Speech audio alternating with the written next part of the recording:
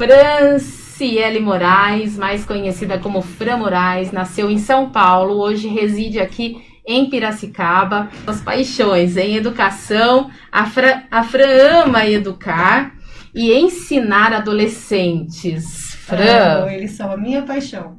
Eu acho que só minha, né? Bom, a Fran também ama dançar. Você ama dançar, Fran? Eu amo dançar. Fiz quase 7 anos de dança de salão na vida. Inclusive, essa semana foi... semana passada, dia 27, Dia Internacional da Dança. Da dança, Tem verdade. vários vídeos meus aí, antigos, de quando eu dançava mesmo. Gente, e confesso pra você, Fran, que teve um vídeo lá que eu fiquei olhando assim, eu falei assim, gente, será que é a Fran? Loira. Loira com cabelão. Era Fran, não era você, amiga? Era. Bom, o sonho da Fran é poder se dedicar integralmente ao social, sem precisar trabalhar fora. Sim, é meu sonho e em breve ele tá chegando, viu? Em breve ele tá chegando. Meu sonho é poder me dedicar integralmente e também tirar a minha renda dali. Né? Viver para o social e também poder viver do social. Né? Sim. Porque a gente só pode ajudar os outros se estivermos bem.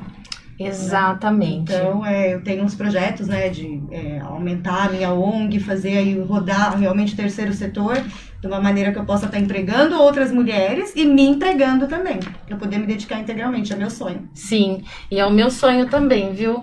E é difícil, né, Fran? É difícil.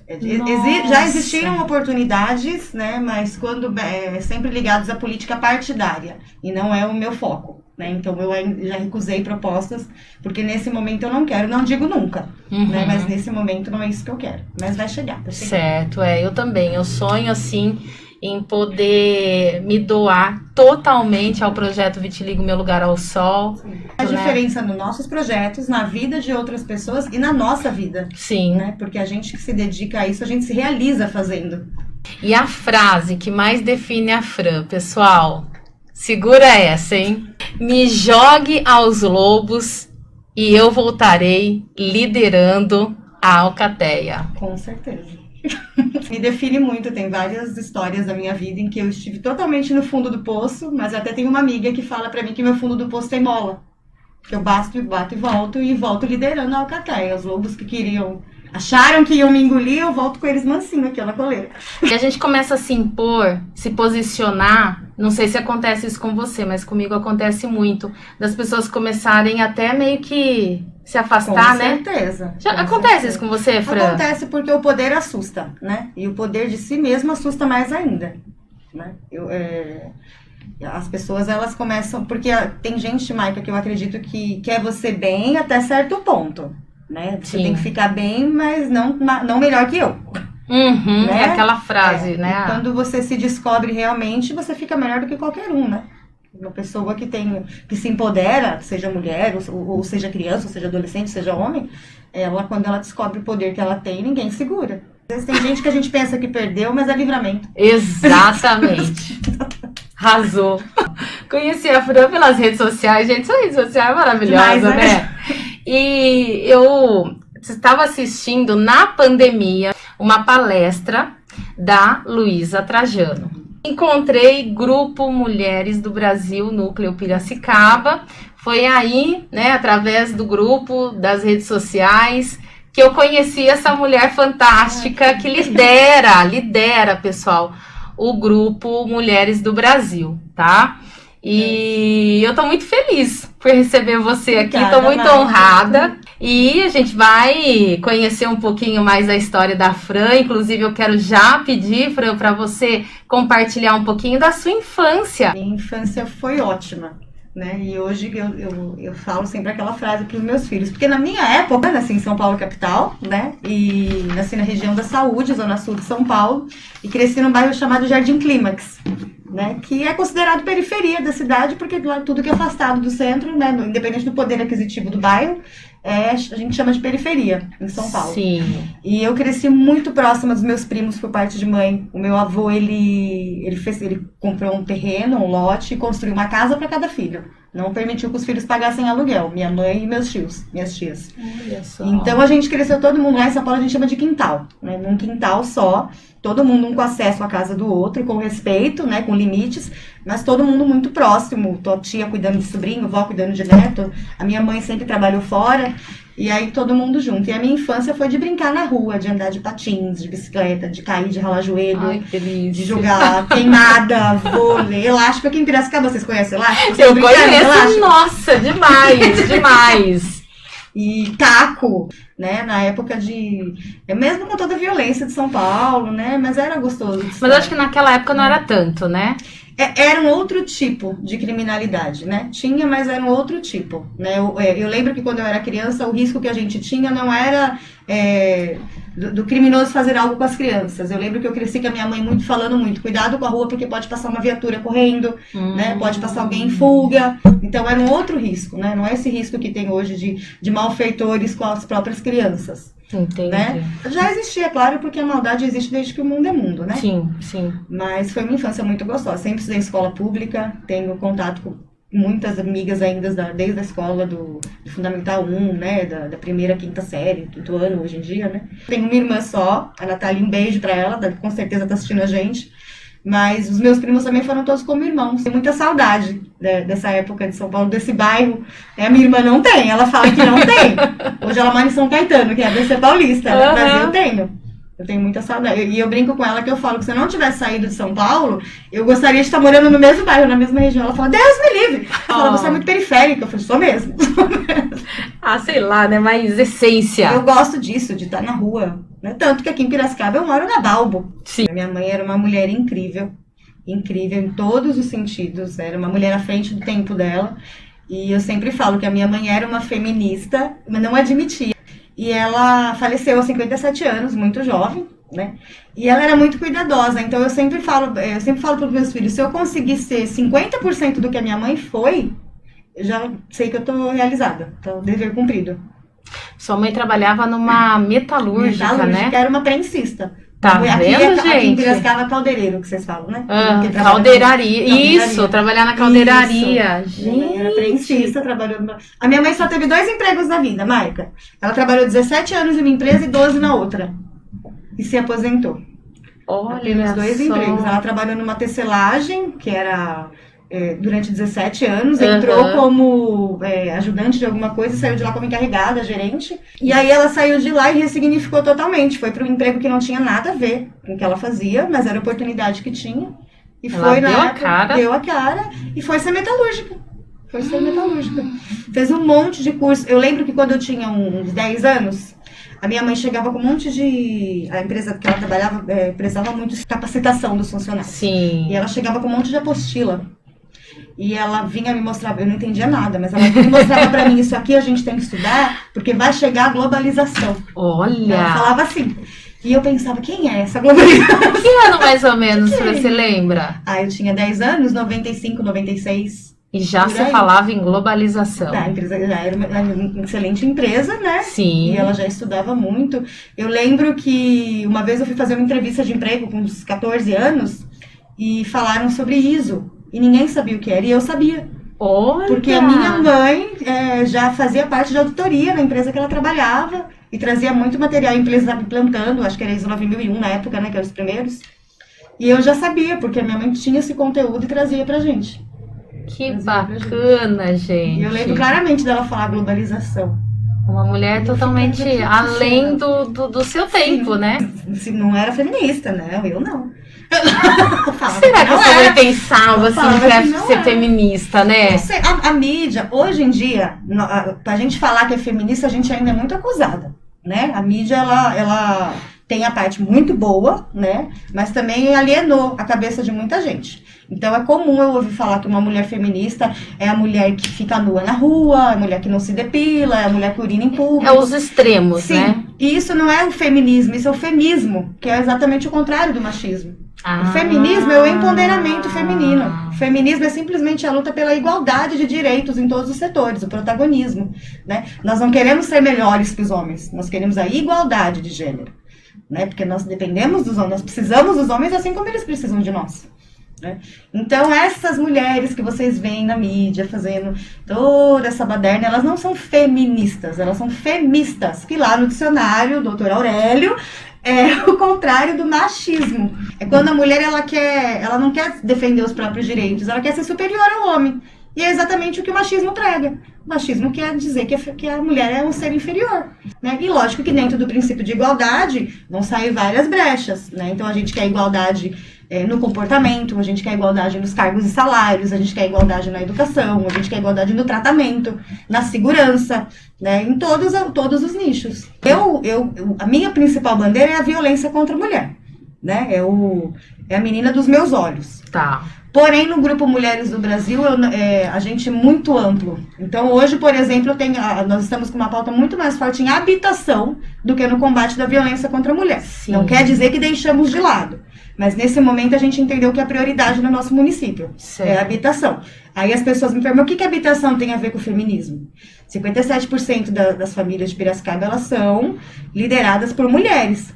Né, por mães solteiras, ou mães viúvas, ou mães solo, né, cada um nomeia de um jeito, e a grande maioria dessas mulheres está vivendo em condomínios de baixa renda, das franjas da cidade, dos lugares periféricos, né, das comunidades.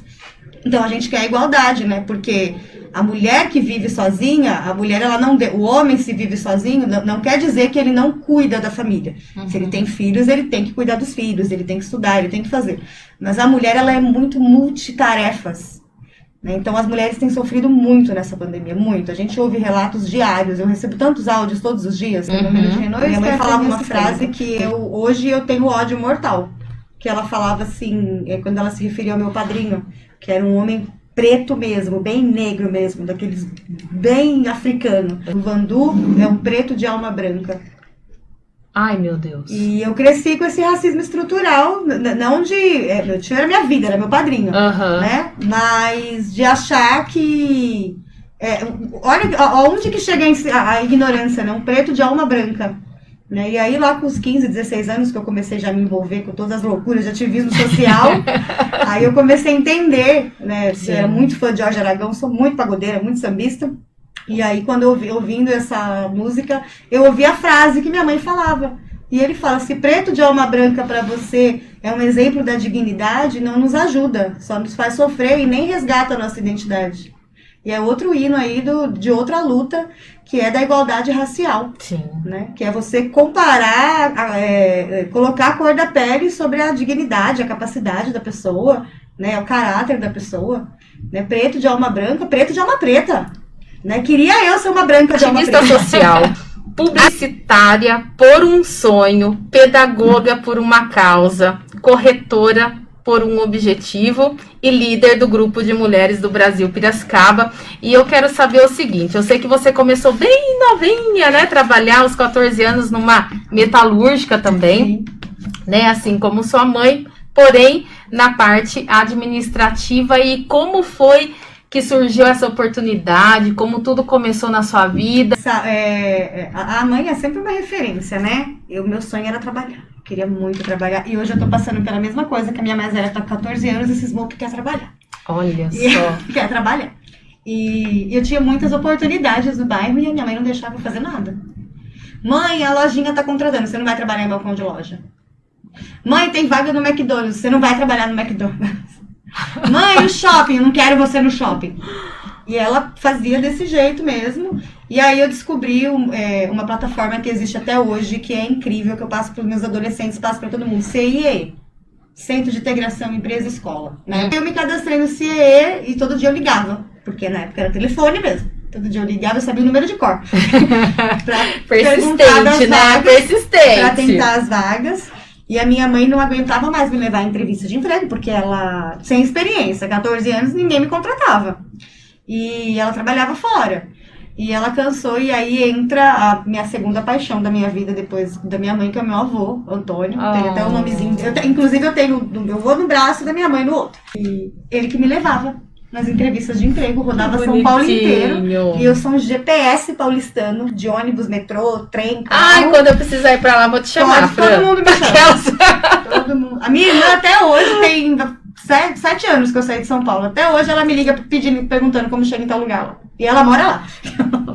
Nossa, e aí eu rodava muito com meu avô na cidade fazendo entrevistas e de tanto rodar, um dia saiu a vaga, né? Um dia eu cheguei na vaga, era uma vaga de estagiária para recepção, numa metalúrgica na empresa, e eu passei na entrevista, e aí também é muito legal como as coisas vão voltando na nossa vida, né? Porque depois de contratada, depois que eu tinha acesso a tudo, eu li a redação das minhas concorrentes.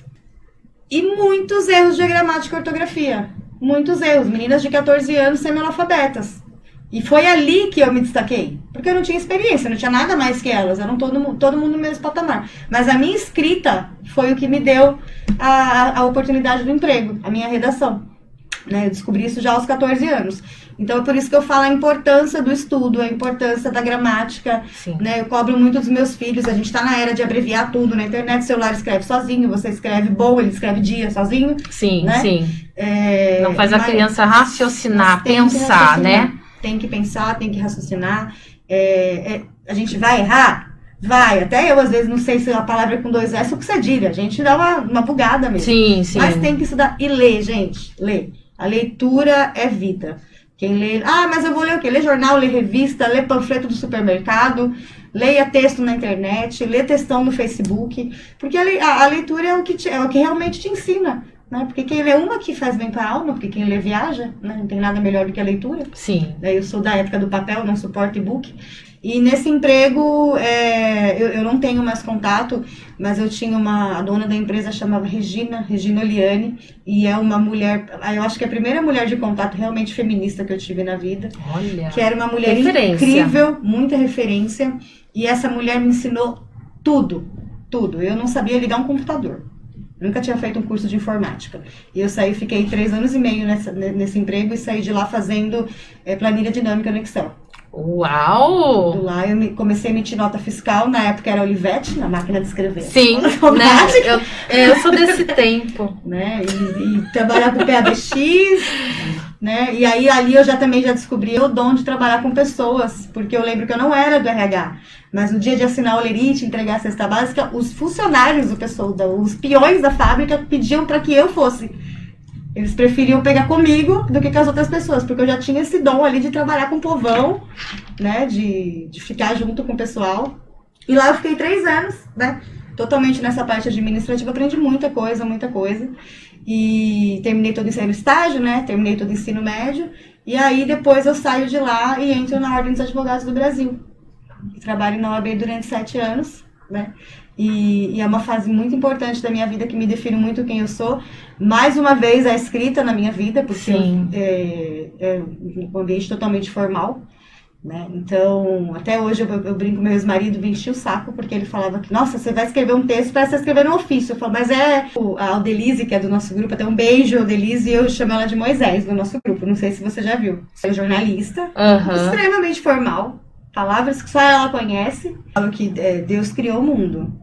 Mas quem colocou no papel foi Moisés. Olha! E a Aldelise é a nossa Moisés. É verdade. Porque a gente fala, ela vai juntar tudo que a gente falou e põe no relatório e você fala, não acredito que eu falei tudo isso, mas ela deixa tão bonito. Não, tanto é que o seu sonho sempre foi o jornalismo, né? Sim, verdade. E a escrita é tudo. E aí lá na Ordem, mais uma vez, eu fui trabalhar com ofício, né, com autoridades, autarquias, e aí mais uma vez a escrita formal, a redação, né, mais uma vez aí sempre, e isso não vai mudar. Né? Você tem que saber falar, você tem que saber escrever. Você falando aqui pra Maica agora que a minha irmã, que eu pedi uma sugestão pra ela, me fala uma música pra completar a minha pauta, uma música que você lembra de mim. E ela mandou essa música, ela falou, você ouvia muito essa música quando a gente era adolescente. E aí eu fui ouvir hoje com os ouvidos de adulta, né?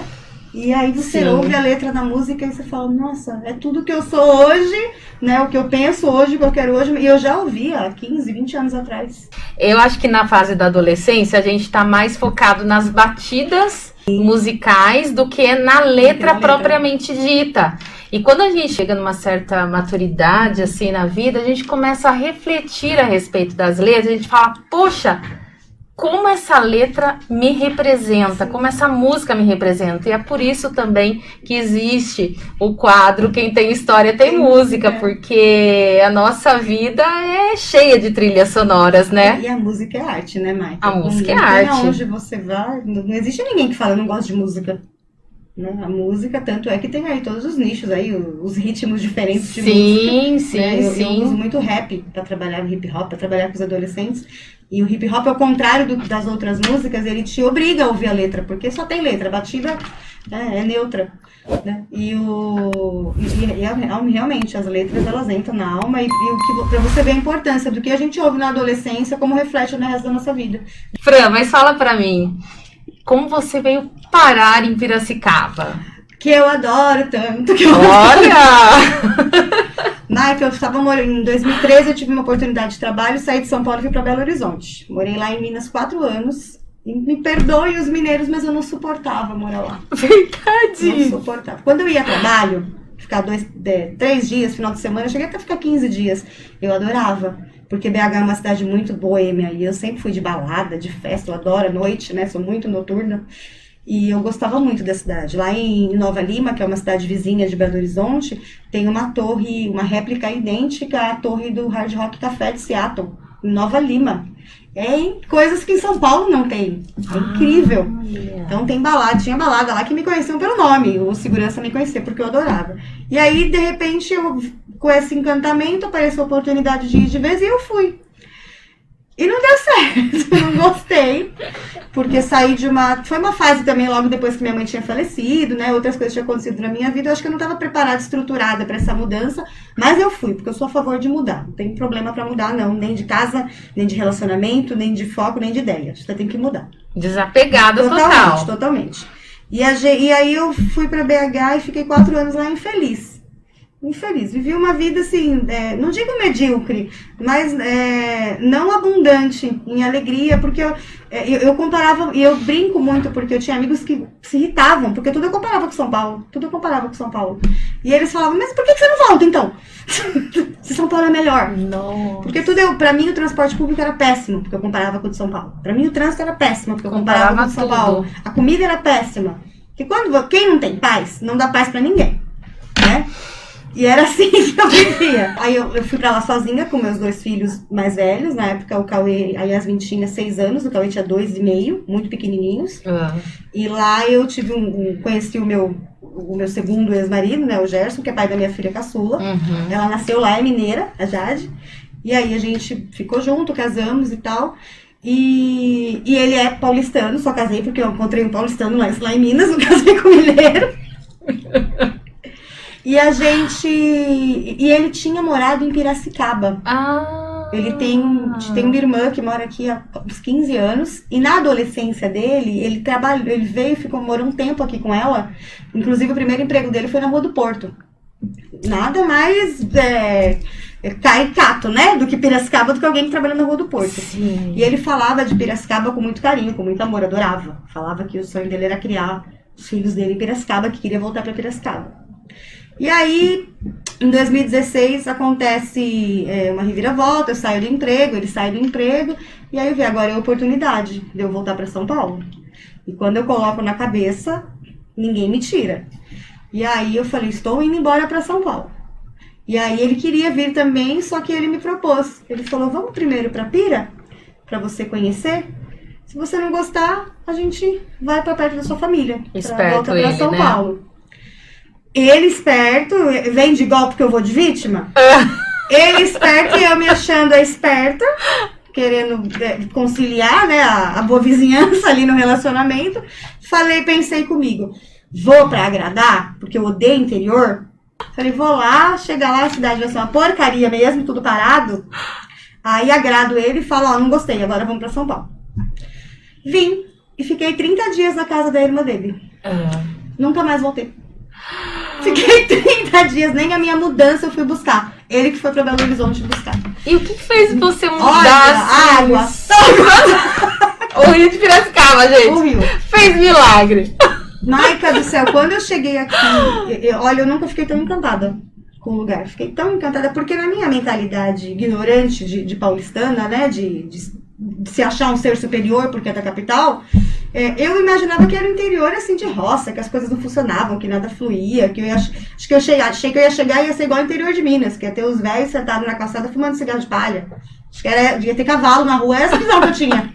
Era essa visão que eu tinha. E quando eu cheguei aqui, eu vi uma cidade tão linda, tão organizada. Eu lembro como hoje, a primeira vez que eu fui na Praça de José Bonifácio, na Praça dos Bancos, que eu olhei, eu não consigo te descrever a sensação. E aí, quando eu desci no Rio, eu falei, não é possível que essa cidade tem toda essa estrutura de cidade de verdade, de metrópole, né? E ainda tem essa natureza, essa perfeição, porque a primeira vez que você vai no Rio Piracicaba, você nasceu aqui, né? Ou não? Não, eu não nasci, Não. Mas quem não é daqui, a primeira vez que sobe naquela ponte Pêncil, que atravessa para o Engenho e começa a conhecer as histórias de Piracicaba. Eu tenho paixões aqui, a comunidade tirolesa, Santo Olímpia e Santana, né? Meus filhos estudam lá.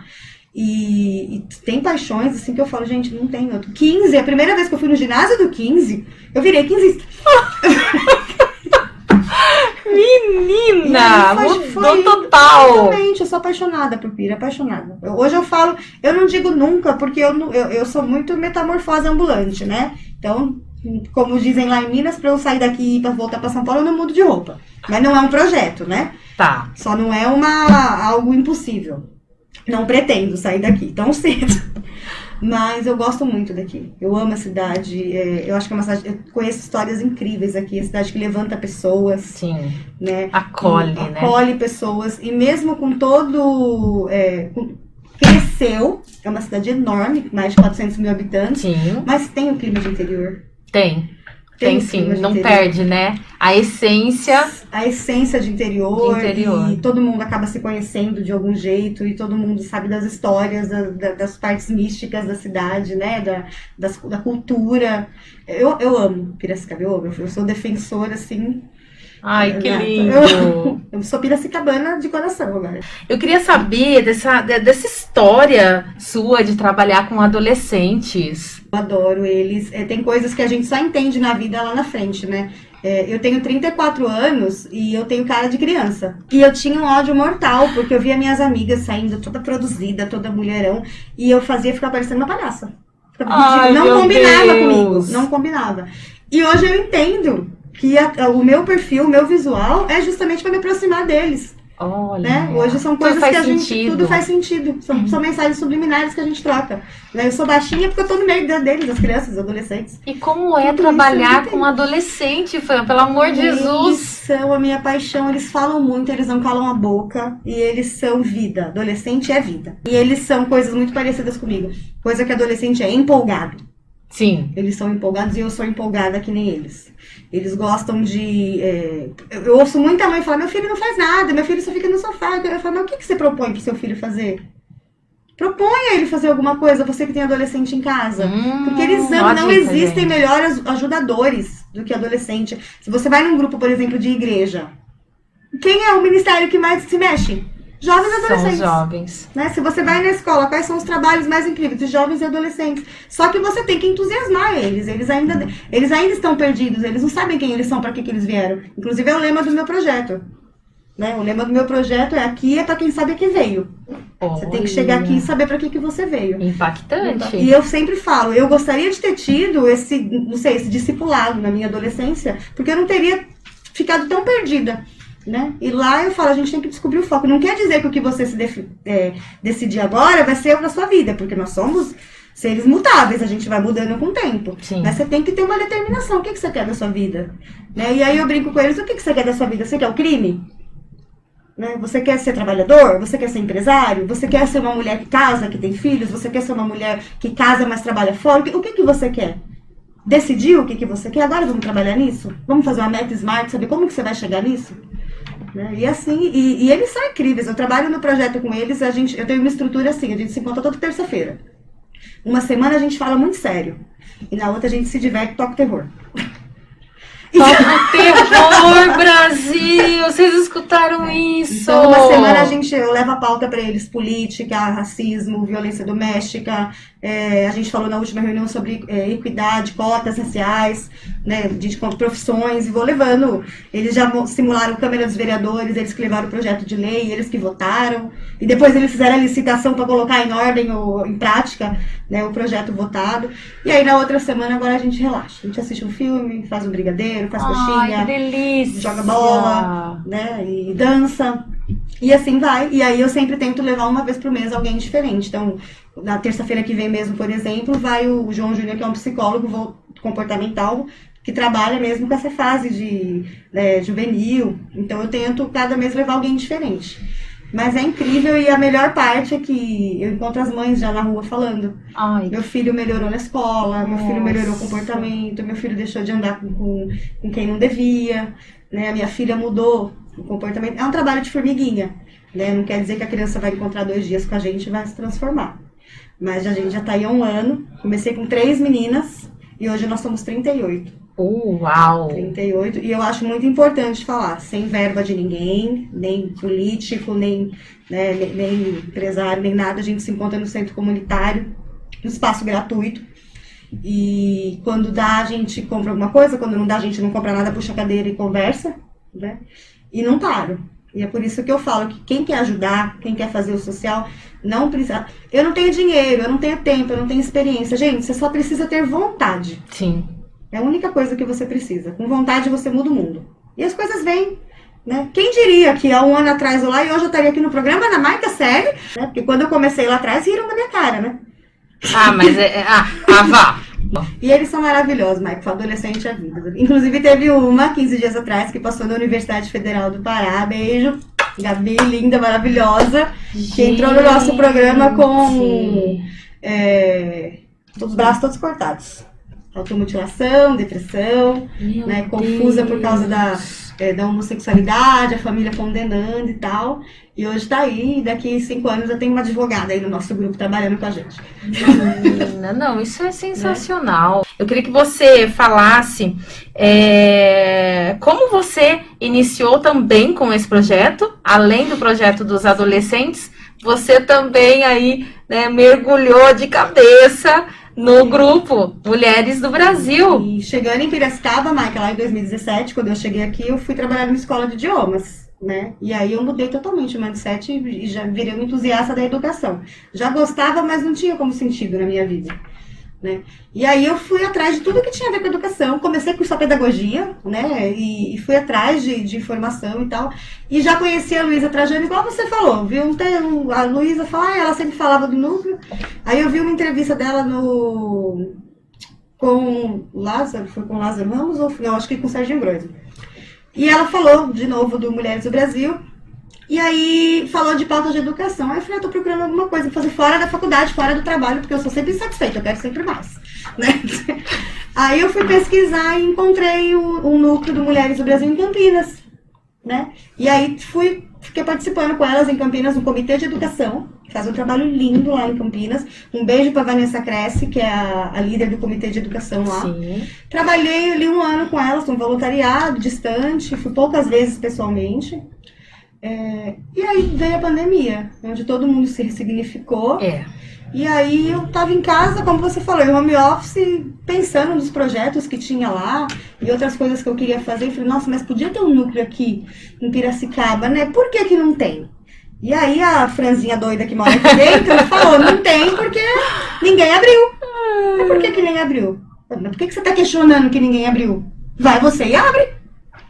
Isso aí mais uma vez, isso foi em abril do ano passado. Lá a pandemia começou em março, você veio essa ideia em abril já, logo em seguida. E aí eu fui dentro do Núcleo Mulheres do Brasil lá em São Paulo, no Central. A gente tem um comitê chamado Expansão, que é que cuida de todos os outros núcleos, a gente remete tudo a eles. E eu falei, eu quero abrir. Me receberam. Nós fomos o núcleo número 94, hoje nós estamos em 155 núcleos já. 9 meses depois.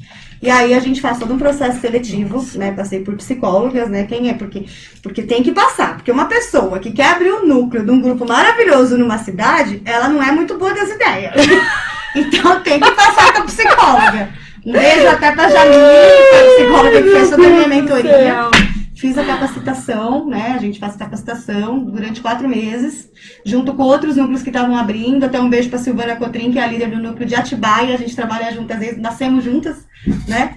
E aí foi tudo aprovado. Em agosto, oficialmente, nós abrimos o núcleo aqui.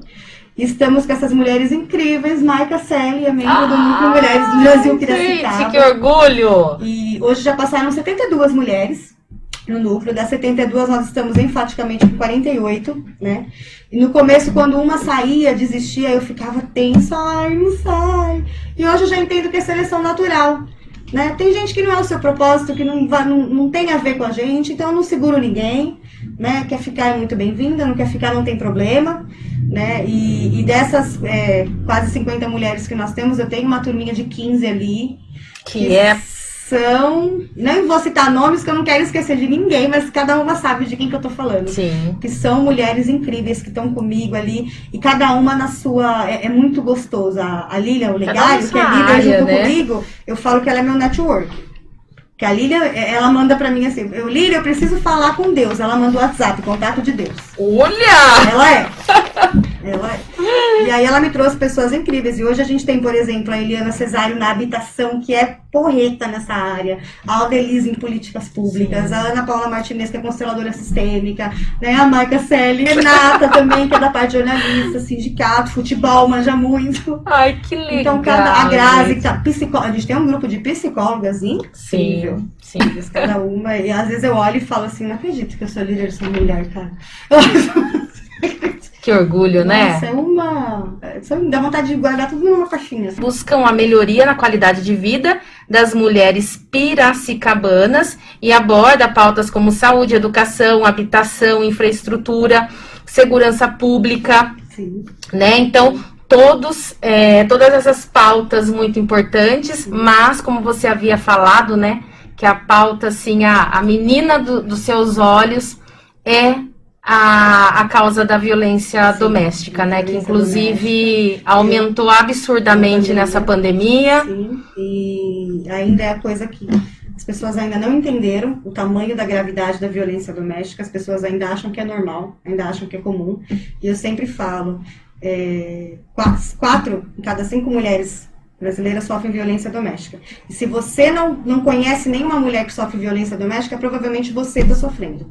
Lembrando que a violência doméstica não é só agressão física, né? Ela começa com abuso, com relacionamento abusivo, com palavras, com atos. Abuso psicológico. Exatamente. Tem uma ferramenta muito importante, o violentômetro na internet, que conta cada detalhe de como começa. O relacionamento abusivo, ele não começa com tapa na cara. Ele começa um conto de fadas. Sempre assim é o padrão. E uma das grandes lutas, não só das mulheres do Brasil, aqui em Piracicaba, mas de toda a rede de atendimento de proteção à mulher, a gente está lutando para a Delegacia da Mulher funcionar 24 horas na cidade. Porque a delegacia hoje ela funciona em horário comercial, né? E não tem nexo, porque a grande maioria dos ataques, né, das agressões, elas acontecem no período da noite e nos finais de semana. Sim. Então, o número de denúncias na segunda-feira chega a ser maior do que toda a somatória de terça a sexta, porque tudo acontece no final de semana. Então, a mulher ela pode ser atendida na delegacia da São José, mas não é desmerecendo em hipótese alguma o trabalho da Polícia Civil e Militar. A Patrulha Maria da Penha da Guarda Civil é incrível o trabalho deles, mas a mulher que sofre agressão, ela tem que ser atendida num lugar específico e preparado para ela. Desde a viatura que para na porta da casa dela, até o médico que vai fazer o corpo de delito depois de todo o procedimento na delegacia. Então, a gente está lutando, a rede de atendimento também protocolou junto, solicitando para o plano plurianual, que a delegacia tem que ser 24 horas.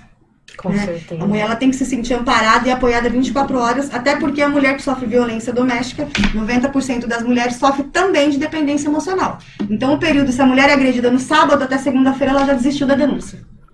Então tem que ser algo feito imediatamente. Tem que ser imediato. Né? E homens também. Né? Violência doméstica é crime, relacionamento abusivo é crime. Pense na sua mãe, pense na sua filha. Né?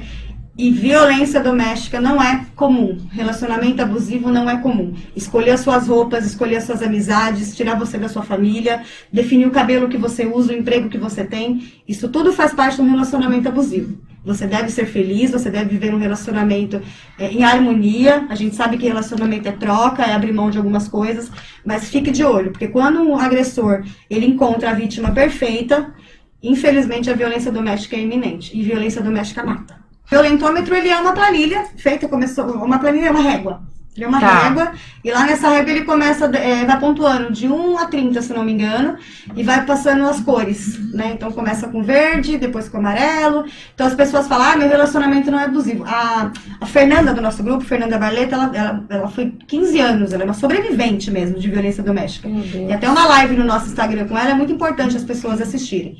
E ela conta coisas, por exemplo, frases que ela fala. Meu marido não me chamava de burra. Mas quando eu falava alguma coisa, ele dizia, você perdeu uma ótima oportunidade de ficar quieta. Nossa, né? Porque ele não vai começar a te xingar, né? Ele não vai falar pra você assim, Maica, não quero que você veja sua família. Não é isso que ele vai fazer. Você vai falar, vamos ver minha mãe? Ele fala, não, amorzinho, trabalhei uma semana inteira, vamos ficar só nós dois hoje? Né? Ai, vamos viajar com a minha amiga. Não, fica só a gente aqui, pra que trazer amigo? E nisso ele começa a tirar você da sua rede de apoio. Né? E aí realmente seus amigos se afastam, porque você não tá mais junto, né? E quando vê, tá controlando o cabelo. Ele não vai falar pra você que você... eu não quero que você use essa roupa porque você fica atraente. Ele vai falar pra você, eu prefiro aquela calça, eu acho que você fica mais bonita com ela. Mas não é porque ele te acha que você não acha que você está mais bonita com a roupa. É porque ele começa a controlar sua vestimenta, ele começa a controlar seu comportamento. E aí ele te ama, e ele te trata como princesa. E você se sente enaltecida. E aí quando você está totalmente controlada no relacionamento, numa dependência emocional, envolvida, aí as coisas começam a mudar. Aí passa para a segunda fase do violentômetro.